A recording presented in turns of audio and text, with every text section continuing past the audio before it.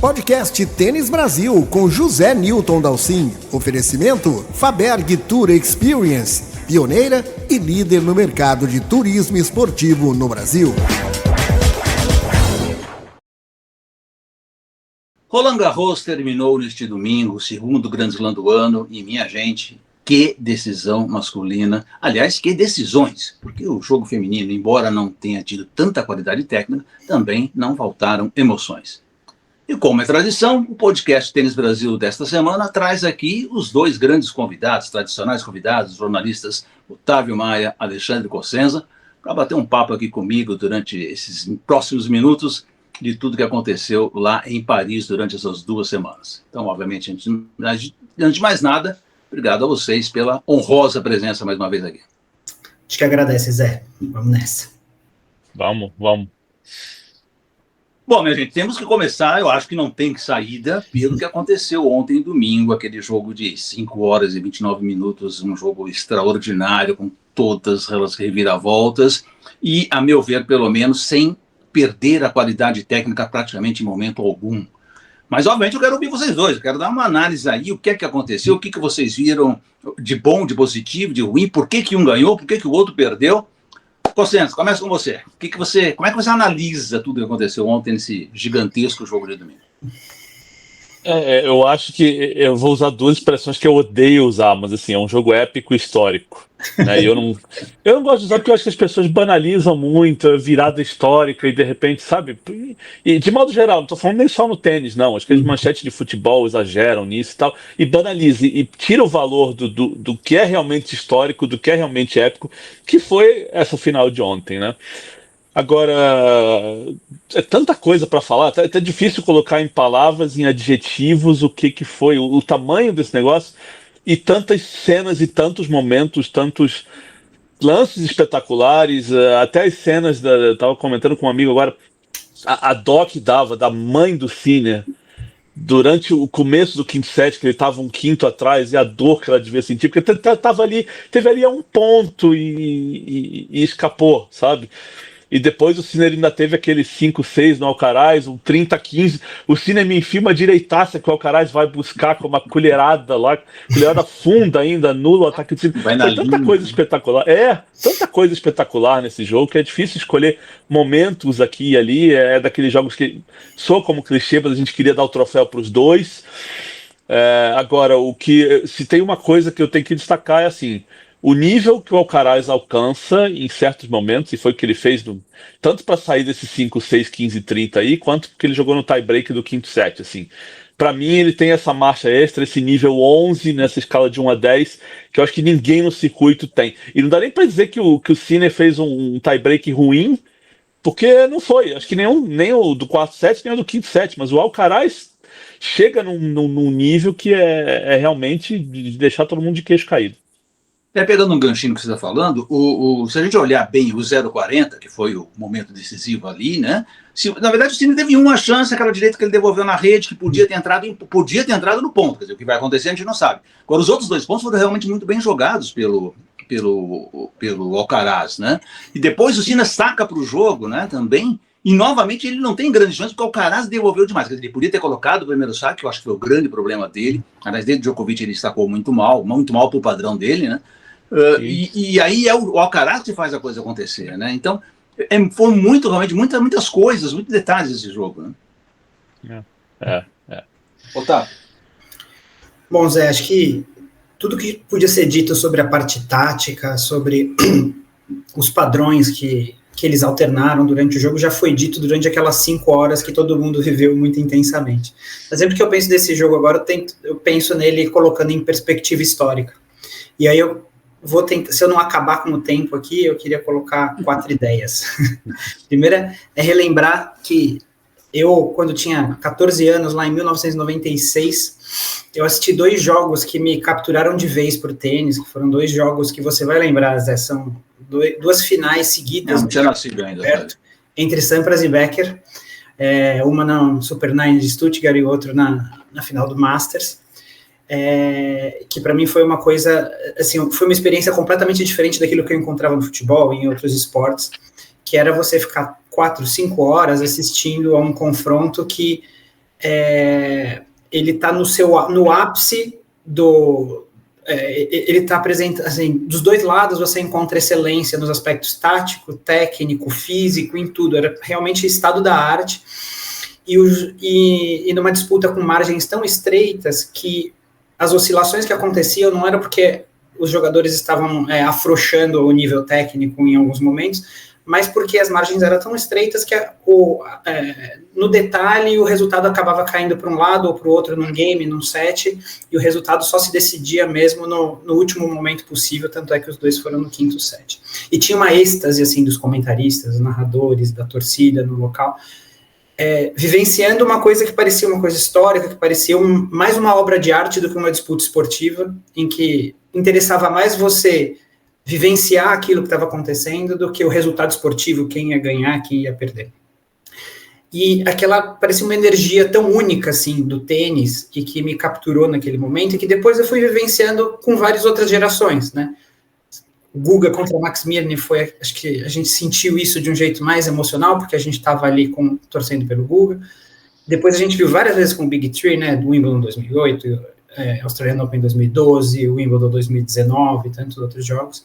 E esse jogo do Alcaraz e Sinner, ele me remete a todas essas partidas, assim. Então, assim, é como se fosse um legado, uma continuação histórica do prime do esporte que a gente encontrou aí ao longo de décadas. Então, assim, realmente, para mim, foi uma experiência muito legal de ter acompanhado, assim, um jogo épico e histórico, viu? Então, e a mensagem é, o tênis realmente não começou com o Big Three, mas muito menos acabou com ele, por mais histórico e importante que seja o Big Three, a gente está em muito boas mãos. Tentar ser mais rápido nos outros pontos aqui, acho que muita gente falou que o que o Alcaraz fez foi uma coisa de gênio.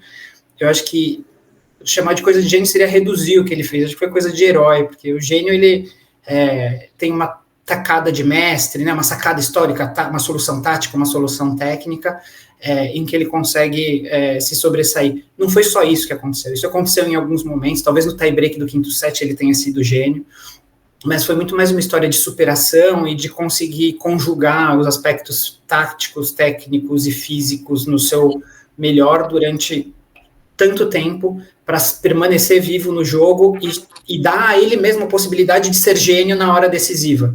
Acho que esse que é o grande ponto, né? Outra coisa que se sobressaiu para mim é que foi um torneio que começou com uma homenagem ao Nadal, né?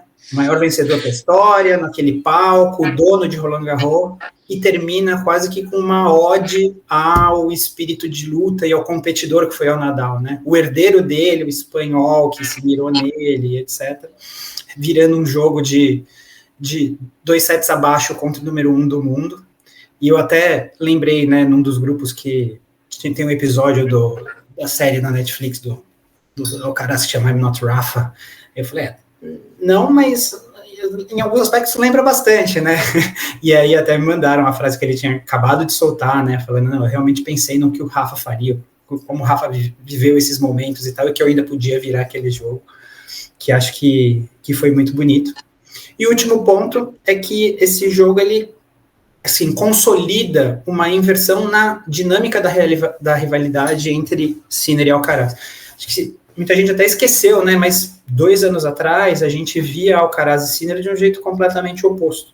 O Alcaraz era aquele jogador que parecia ser o melhor do mundo, aquele que ia ficar mais tempo na liderança do ranking, que se sobressaía de maneira inquestionável contra o resto do circuito, mas que tinha uma nêmesis ali no Sinner, que era um rival que estava abaixo dele, mas que machucava ele, tinha 4-2 no head-to-head, e contra quem ele tinha um problema de clutchness, né? Ele chegou a ter quase 20 breakpoints perdidos na sequência contra o Sinner, ou algo assim. E agora é o completamente oposto. O Sinner é o jogador estável na liderança do ranking, que ganha mais torneios, que oscila menos, que perde menos. Mas o Alcaraz tem 8-4, 5 vitórias seguidas, e, assim como o Sinner fez antes, se sobressaindo na questão de ser clutch, né, assim, sempre vencendo no detalhe, naqueles pontos cruciais. Então, muita coisa legal para acontecer ainda.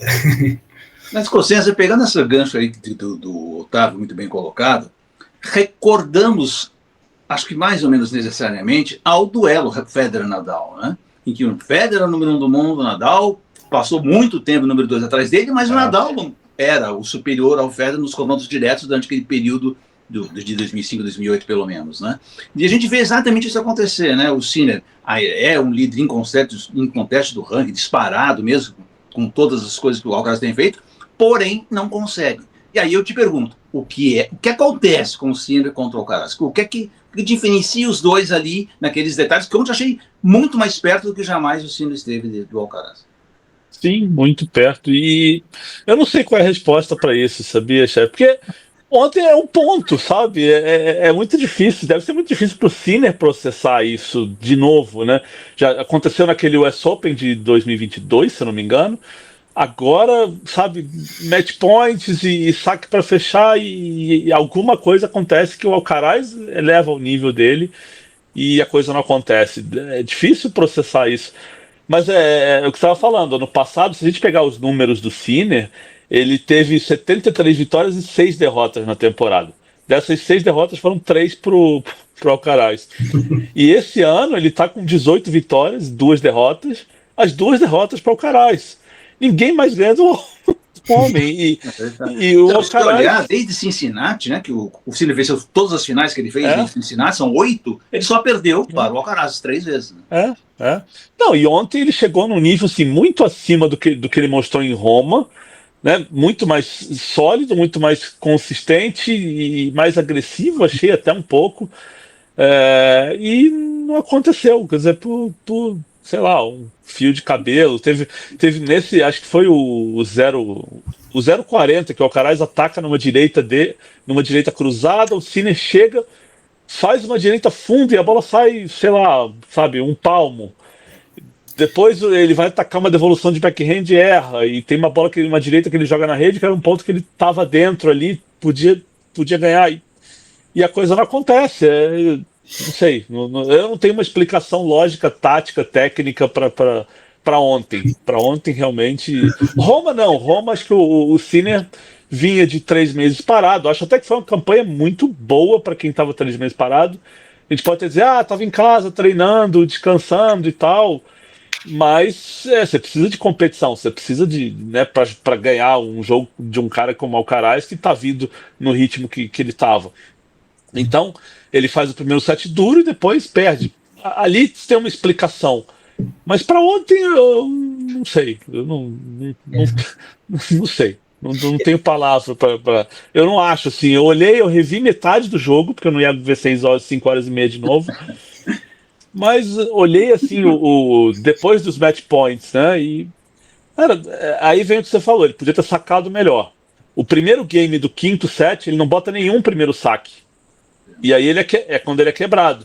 Mas você vai botar culpa nesse game? Porque depois lá na frente ele devolve a quebra, ele tem um 15-30 num 5-6, então nem isso foi crucial. O cara sacou também para ganhar, né? Também sacou. Aí ele conseguiu quebrar.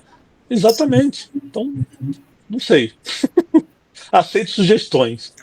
E vamos combinar que o Sinner esteve a um palmo de ganhar não só uma final de Roland Garros, não só ganhar do Alcaraz, mas era uma final de Roland Garros contra o Alcaraz, acessando todo o seu repertório, no seu ápice físico, num dia espetacular, e ainda assim ele esteve quase lá. E quando eu falei que o feito do Alcaraz é de herói também, porque acho que eu não consigo imaginar um feito maior do que hoje em dia você virar um jogo contra o Sinner jogando o seu melhor tênis com 2-0 na sua frente numa final de Grand Slam, e um cara que é gelado, que não oscila emocionalmente. Então, assim, acho que a gente não viu, não tem nada neste jogo, embora o head-to-head esteja em 8-4, com 5 vitórias seguidas, não tem muitos elementos neste jogo que aponte para um domínio, porque as margens continuam muito estreitas, e a gente está falando de um jogo em que o Sinner estava voltando, assim, o segundo torneio do Sinner depois da suspensão, e na melhor quadra para o Alcaraz, aquela que mais favorece o Alcaraz. Em todas elas as margens são estreitas, mas essa, se pudesse escolher uma para o Alcaraz, seria essa. Então, assim, agora vem o Wimbledon, o US Open, acho que está tudo muito em aberto, assim, quem tá achando que o Sinner está rendido e que o Alcaraz está com a vida ganha, acho que está muito enganado. Ano passado a gente viu o Alcaraz ganhar 2 slams seguidos, e o que veio depois foi uma montanha-russa, né? Então, a gente costuma ser muito imediatista e projetar os resultados futuros a partir daquilo que a gente acabou de assistir, e não necessariamente é assim. Então, acho que tem, assim, não tem domínio, tem margens estreitas para a gente se deliciar por muito tempo ainda. Não, e você falou do 2-0, 2 sets abaixo, e teve os 3 match points, mas acho, no meio disso tudo a gente acaba esquecendo que tava 2-0 e uma quebra à frente pro Sinner no começo. O Sinner começa o terceiro set quebrando o Alcaraz. Se é outro ali, a cabeça, sabe, vai pro espaço e o jogo acabou. Né? O Sinner ia passear nesse terceiro set, como passeou contra o Bublik, como passeou contra o Ruud em Roma, sabe, com as surras que ele deu. E teve isso também. Então, quer dizer, ele teve uma quebra à frente no terceiro set, teve uma quebra à frente no quarto. Então é enorme o que o Alcaraz fez. É realmente um negócio sem tamanho. Olha, vocês, como eu, têm visto muito tênis nesses últimos 30, 40 anos. Vocês nem tanto, vocês são um pouquinho mais jovens do que eu. Mas, sinceramente, é extraordinário você ver a qualidade técnica que eles conseguiram obter durante tanto tempo consecutivo. Sim. A gente vai voltar lá naquela final de 2012, do Nadal e Djokovic, que tanto mundo fala, 5 horas e 45 na Austrália, mas os dois andavam no quinto set. Os dois estavam mortos depois do jogo. E eu tinha a impressão que ontem ainda tinha margem para os dois. O Sinner talvez um pouquinho mais cansado, mas pelo estilo dele ainda era possível. E o Alcaraz voando na quadra. Se bem que o Sinner chega numa deixadinha no quinto set, na hora do aperto, o cara ainda chega numa deixadinha absurda do Alcaraz, né? Como o Israel também devolve algumas devoluções incríveis. Quer dizer, os dois jogaram num nível muito alto, batendo demais na bola o tempo inteiro, mantendo um padrão físico. E só para complementar isso que eu quero que vocês comentem, que eu até comentei isso no blog ontem, é uma grande resposta do Alcaraz para o documentário da Netflix e para tanta crítica que ele acabou de receber, sim, de que ele não leva a sério a carreira, que se ele não se cuidar, ele não vai longe, e o cara fisicamente e emocionalmente sobrando em quadra. Isso eu achei inacreditável. É verdade. Agora, Zé, uma coisa interessante é que existe uma tese bem sólida sobre o Big Three de que um acabou elevando o jogo do outro, né? Eles se desafiaram tanto que eles se descolaram do restante por desafiarem tanto um ao outro. E a impressão que eu tenho é que o Alcaraz e o Sinner, eles chegam num nirvana quando eles se enfrentam, quando eles entram nessa zona assim, mágica de jogo, que realmente descola eles ainda mais do circuito, como aconteceu com o Big Three. A gente tinha alguns momentos da partida que, apesar do cansaço, do desgaste, você assistia e assim, você via que não existia reservas, não existia economia, não existia hesitação, não existia... Eles não estavam poupando nada, eles estavam acessando todo o repertório, os movimentos eram todos completos, eles se esticavam ao máximo possível, eles vocalizavam os golpes, né, soltavam o ar não só para cumprir tabela, mas porque eles estavam realmente vivendo aquilo no máximo da sua entrega. Então, assim, realmente eles estavam entregando tudo e eles estavam fazendo o máximo em cada ponto. Eu não vou nem falar jogando cada ponto como se fosse um match point, porque match point a gente costuma jogar um pouquinho mais travado, mais conservador. Eles estavam realmente como se tivessem tendo que salvar sua própria vida em cada ponto, assim, sabe? Eles estavam jogando pela vida em cada ponto. Foi uma coisa impressionante, assim, olhando esses detalhes, assim, de bolas que, né, durante a troca e tal, você vê eu vi o Alcaraz batendo uma direita na corrida e se esticando no meio do ponto. Teve mais 10 trocas naquele ponto, mas me marcou porque, assim, a forma como, depois de tanto tempo, ele chegou e se esticou e vocalizou e conseguiu dar um pouquinho a mais de potência numa bola que seria defensiva e acabou sendo uma bola de alta qualidade para voltar para o neutro e tal. Esses pequenos detalhes, assim, jogaram o nível do jogo tão lá em cima que, assim, realmente foi espetacular. Eu tenho 2 comentários a fazer sobre o que você falou agora, chefe. Primeiro que, assim, é uma opinião que eu acho que não é mais tão popular hoje em dia, mas eu ainda sou contra esse negócio de tie-break em quinto set, principalmente de final. Porque eu acho que tem aquele argumento de vamos terminar o quinto set porque o cara que joga quinto set longo não aguenta jogar a rodada seguinte. Na final não tem a rodada seguinte. Eu gosto e gostava quando o jogo esticava e o aspecto físico entrava mais Sim, se tiver os dois pedindo tempo médico ao mesmo tempo no 16-16, eu tô adorando. Sabe? Tem um jogo não lembro que o Kuznetsov quem foi no Australian Open um tempo atrás. Foi um jogo que terminou 16-14 ou 14-12 no quinto. Um jogo no terceiro, no feminino. E assim, teve uma cena da Kuznetsova e mais alguém recebendo atendimento médico ao mesmo tempo. Foi fantástico. Eu adoro essas coisas. Sabe aquela cena Rock e Apollo, os dois caídos no chão, quem levantar primeiro ganha? Eu adoro isso. Eu acho que o jogo de ontem merecia. Mas tudo bem, é o que é, tempos modernos, a coisa mudou, beleza. E a outra coisa que você falou sobre esse documentário do Alcaraz, eu acho que esse documentário, que eu nem gosto de chamar de documentário, que eu acho que hoje banaliza também a expressão, mas eu acho que forçaram um pouco a barra nessa coisa de passar uma imagem do Alcaraz meio de baladeiro. Porque você imagina, o cara passa, sei lá, ele tá na elite ali há 4, 5 anos, o cara fez 2 viagens pra Ibiza, pô. E aí o cara fica com fama de festeiro, baladeiro, porque o cara acabou de ganhar Roland Garros, o cara não pode tirar uma semana de férias, pô, pelo amor de Deus, deixa o cara curtir. E você imagina o Guga que ia pro Havaí no fim do ano, se fizesse um documentário, Guga no Havaí, nossa, acabou. Se mostrasse bastidores do tênis brasileiro, uns 20 anos atrás, meu Deus do céu, sabe? Então, acho que beleza, o tênis é outro, tem muito menos margem para você sair da linha, para comemorar e tal, para beber e comer e tal, e para ir para festa, do que na época do Marat Safin, para dar um exemplo estrangeiro, para não comprometer ninguém no Brasil. Mas eu ainda achei exagerado, sabe? E ok, vira meme, acho que pelas piadas é bacana chamar o Alcaraz de festeiro, mas, sabe, uma semaninha ali em Ibiza antes de jogar Queens, deixa o cara. Justo. Otávio, vamos mudar um pouquinho de assunto, porque eu queria falar um pouquinho de Djokovic. Em 2 situações. Primeiro, porque ele me surpreendeu de jogar bem, fisicamente bem, o Roland Garros. Claro, não pegou grandes jogos das primeiras rodadas, mas fez um grande partido contra o Zverev e, dentro do que foi possível, endureceu bem contra o Sinner. Mas ele reagiu, ele recuperou, ele deu para sonhar de novo em ganhar um grande slam. Nós vamos para a grama agora, onde o Djokovic é um fenômeno na grama, com todas as suas armas, e ele vai encontrar um Alcaraz que defende o título e vende Roland Garros, portanto, pressão enorme sobre ele, e o Sinner, que eu não sei como é que vai reagir depois da final perdida de ontem. Então, o Djokovic, ao mesmo tempo que ele demonstra um crescimento, parece que ele pode se animar em relação ao Wimbledon. Como é que você vê isso? Eu estava pensando sobre isso, aí acho que Roland Garros mandou mensagens contraditórias, né, para o Djokovic. Por um lado, ele realmente jogou muito bem, ele esteve competitivo e poderia ter feito final, poderia ter sido campeão ali em outras circunstâncias. Jogou muito melhor do que ele vinha jogando desde as Olimpíadas, basicamente.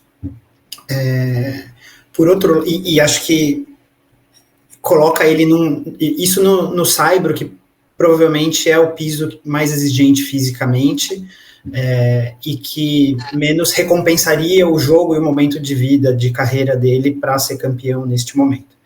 Agora a gente vai para o Wimbledon, onde se ele mostrar esse mesmo nível e essa mesma competitividade, ele consegue encurtar os jogos, ele consegue se desgastar um pouco menos, embora a grama, né, cause outros tipos de exigência, né, física. E acho que sim, ele é sério candidato a desafiar a dupla mais jovem. Agora, eu digo mensagem contraditória, porque mesmo eu assisti ao jogo dele com o Sinner e com o Zverev, e eu estava assim, estupefato, pensando se ele poderia jogar melhor do que ele estava jogando aos 38 anos. Assim, eu não conseguia imaginar ele jogando melhor do que ele estava jogando, melhor, entregando mais do que ele estava entregando. Assim, a precisão estava lá, a competitividade estava lá, a sabedoria tática estava lá, mas mesmo assim ele perdeu em 3 sets para o Sinner, né? Então, assim, mesmo jogando o melhor que eu consigo imaginar para ele aos 38 anos, ele não foi capaz de vencer o set do Sinner no saibro.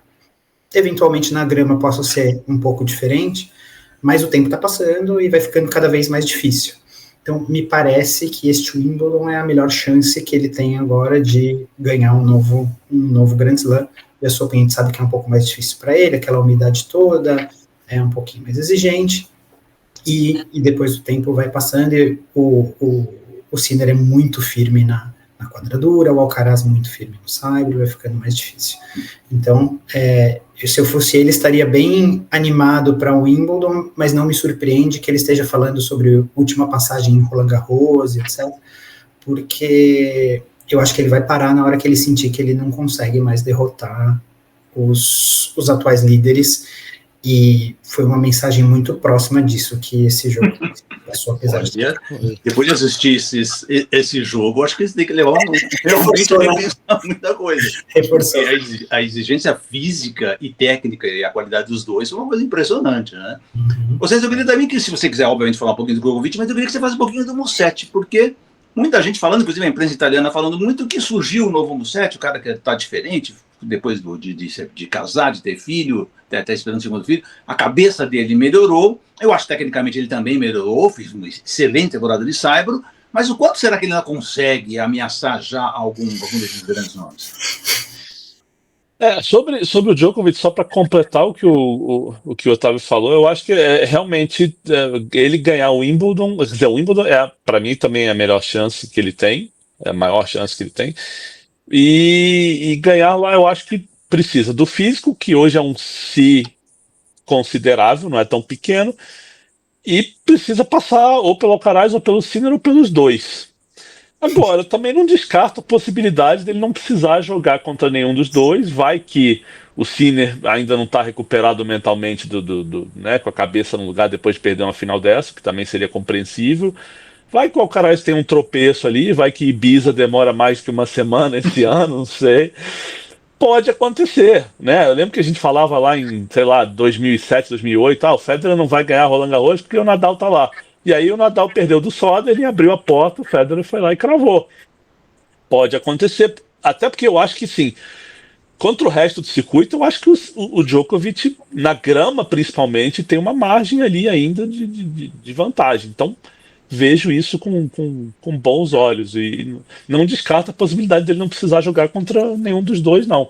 Embora os dois tenham vencido os últimos 6 slams, né? É bom a gente ter isso em mente também.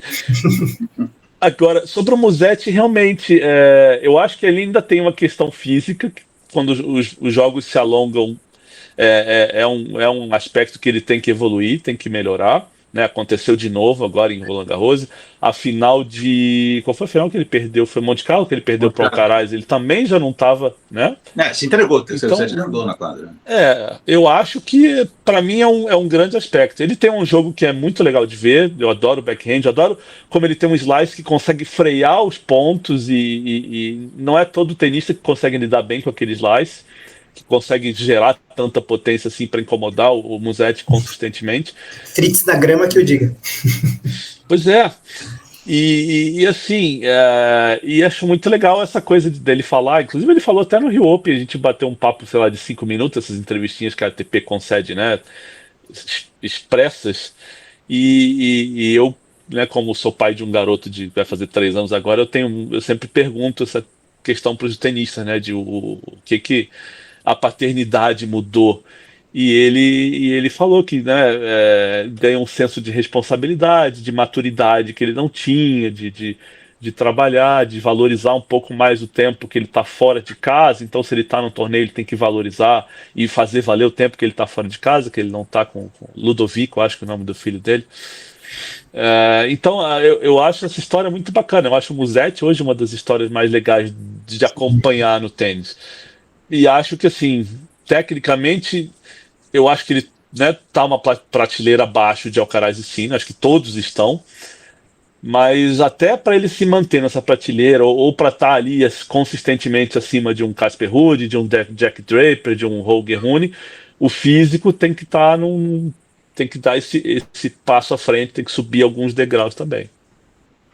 Você falou do Draper, eu já fiquei pensando aqui no Draper em Wimbledon, mas eu não vou entrar nesse assunto, porque nós vamos ter que falar da chave feminina, que teve essa excepcional conquista da Gauff, né, Otávio? Eu até, de certa forma, não vou dizer que eu me surpreendo, porque a Gauff foi finalista de Roland Garros, tem título do US Open, etc. Aliás, fez muito bem a temporada de saibro, mas ela não está jogando o melhor tênis dela já há algum tempo, né? Sacando uma à direita é muito frágil, mas ela consegue se virar nas partidas, né? Mentalmente, ela, de alguma forma, ela consegue se manter nos pontos e encontra o caminho, né? Então eu achei assim, muito legal essa conquista dela por ela ter encontrado esses caminhos e inclusive se defendeu extremamente bem contra a Sabalenka na final. Sim, pois é, a Coco, ela reúne várias armas importantes, né? Então, assim, ela tem muita força, ela tem muita velocidade, ela tem um espírito de competição muito forte e ela tem uma técnica de elite. No dia que a técnica não tá lá, ela ainda tem, não tá lá 100% pelo menos, ela ainda tem todas essas outras camadas para se apoiar e se manter competitiva e chegar nas rodadas finais. Acho interessantíssimo que ela tenha chegado neste momento, né, o bicampeonato de Grand Slam, mas o que me surpreendeu mais na chave feminina foi ver a Sabalenka jogando de maneira tão conservadora, tão tensa, numa final de Grand Slam que já virou quase rotina para ela, né? No começo a gente via a Sabalenka tendo quase crises de pânico ali nas semifinais de slam, ela teve vários apagões em que ela deixou escapar e ela já soava em muitos momentos a melhor tenista do circuito, mas deixava escapar por questões emocionais.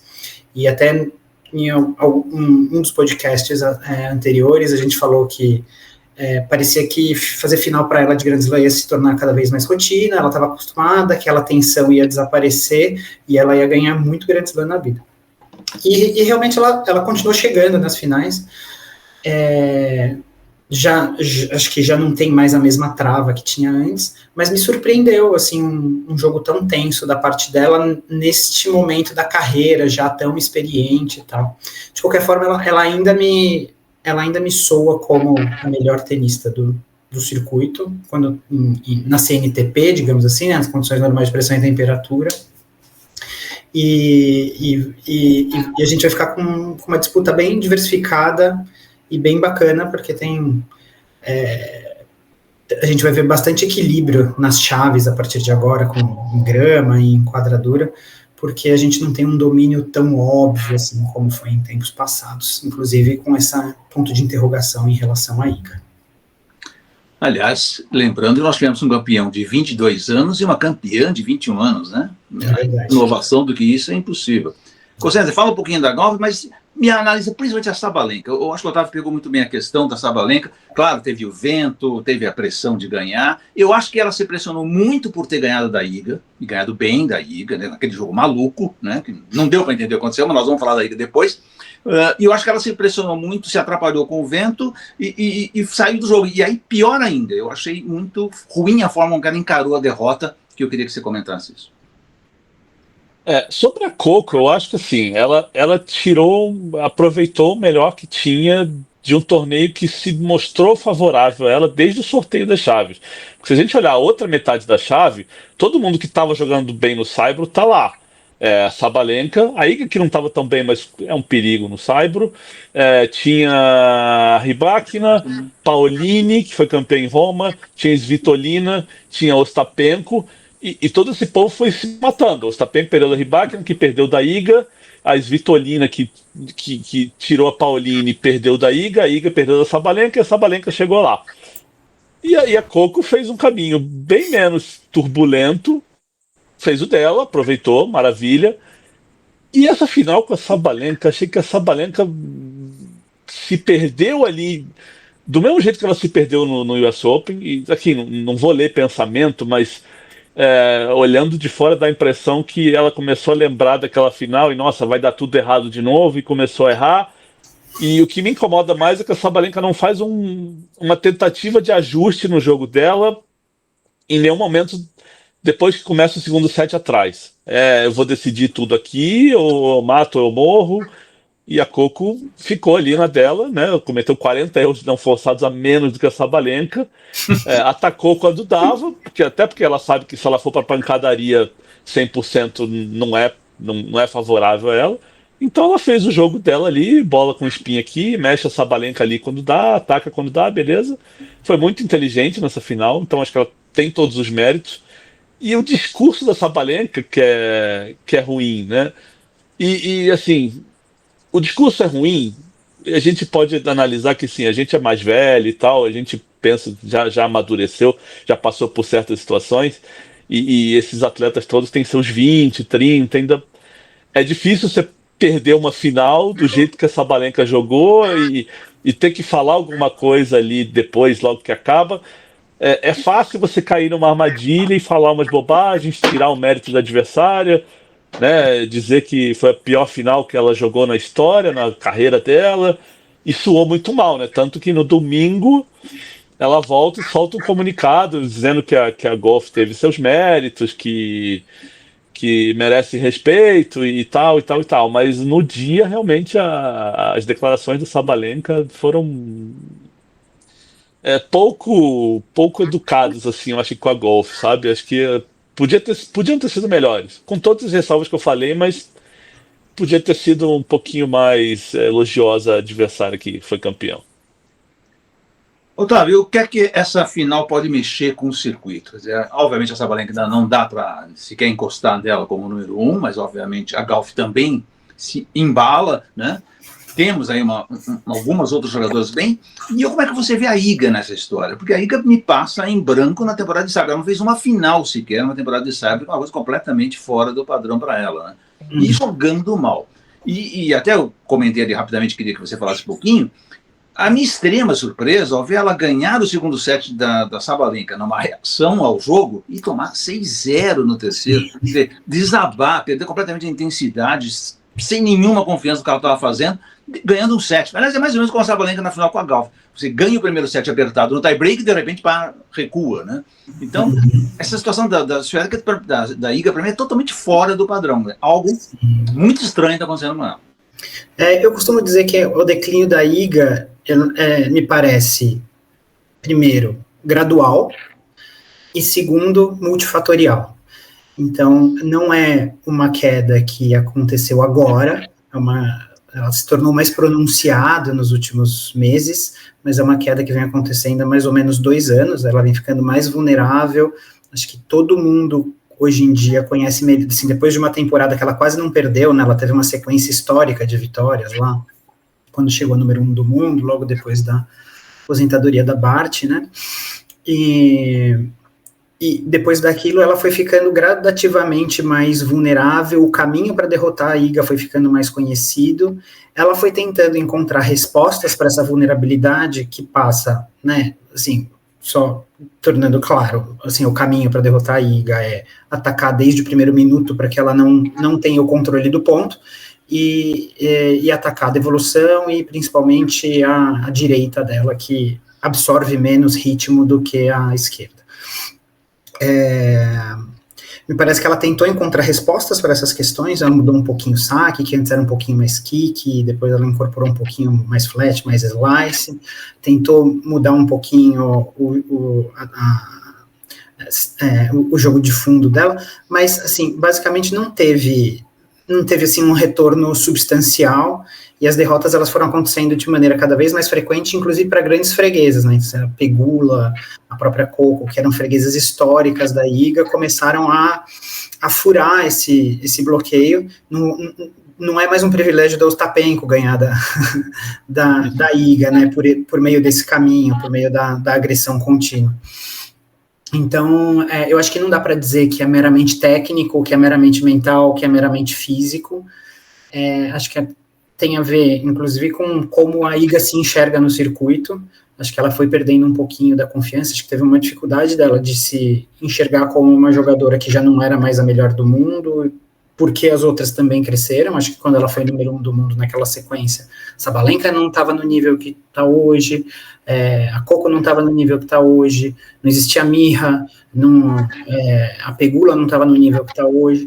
Então, assim, jogadoras que conseguem vencer lá hoje, naquele momento realmente não conseguiram. Ela estava fazendo finais contra a Sakkari, que despencou de produção e não é uma competidora relevante para ela hoje em dia. Então, acho que ninguém tem uma resposta clara, se não existe um golpe que declinou bruscamente, ou uma questão emocional que esteja tão clara. Acho que agora é um trabalho de reconstrução, mas acho que ela jogou o melhor tênis dela em muito tempo nesse nesse Roland Garros contra a Rybak, né, naquele segundo set contra a Sabalenka, e ela é uma competidora, assim, extraordinária, tem uma dedicação espetacular. Acho que se tem uma pessoa que a gente, né, mais uma herdeira de Nadal, de nadalismo, se a gente tem uma tenista que a gente pode esperar que tem capacidade para se recuperar, é a Iga. E quanto a Coco, acho que a grande questão é entender se esse título ele é o começo de um ciclo ou se ele é uma fotografia de um momento favorável, né? O título do US Open, ele pareceu que era uma questão cíclica, né?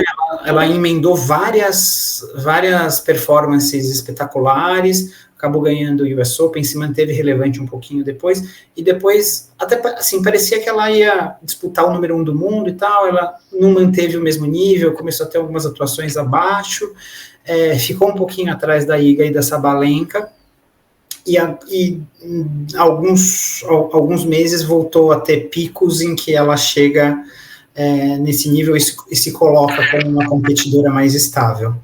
A gente tem que esperar um pouquinho para ver, acho que os sinais ainda não são tão claros assim, mas diria que no US Open especialmente a gente vai ver uma Coco muito forte para levantar o terceiro Grand Slam e uma jogadora com 3 Grand Slams, a confiança vai lá em cima e, né, a relevância passa a ser histórica e não mais momentânea. Para a gente encerrar, eu vou nominar aqui as 3 grandes histórias que eu vi nesse campeonato e vocês realmente ficam à vontade aí para me contestar ou para acrescentar. Obviamente, a Louis Basson, que fez um torneio completamente inesperado, saindo de ninguém, erguendo a torcida francesa, jogando um tênis muito bom. Que se ela mantiver esse padrão, ela até pode ir bem mais longe, né? Hoje a número 1 francesa está ali, né? Um grande salto. O Alexander Bublik, para mim, foi extraordinário. Eu assisti quase todos os jogos dele, acho que só não assisti o primeiro jogo dele, mas eu achei que a participação dele, e trazendo de volta, né, aquele jogo completamente atípico do tênis hoje, que é um saque, voleio, curtinha, aquela coisa tão completa, né, que a gente está habituado a ver. Até cheguei a me lembrar de Stefan Edberg, que foi aquele primeiro, foi o último cara que sacou e voleou em Roland Garros e conseguiu ir longe, né. E o Horácio Zeballos, né, que finalmente a dupla dele com o Granollers ganha um grande slam, e ele se torna uma grande figura agora no tênis argentino, aos 40 anos, né, ganhando seu primeiro grande slam, primeiro desde Del Potro, e o único argentino a ser número 1 do mundo, né? Então achei 3 historinhas bem legais, bem contraponto, como nós tivemos grandes campeões jovens, tivemos aí um de 40 anos. Cossenza. Já que você falou de duplas, eu achei fantástico um jogo valendo quartas de final entre Orlandinho e Dodig, que é a dupla mais aleatória do mundo, contra a dupla do Romboli. Né?